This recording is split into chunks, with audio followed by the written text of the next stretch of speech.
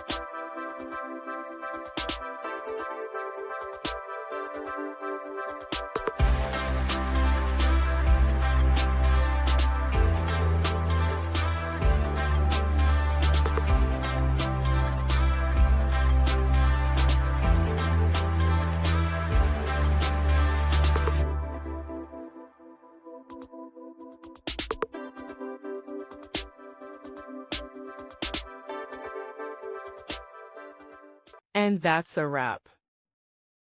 I hope you found the answer you were looking for. If you did, take a second to hit that subscribe button. It really helps out.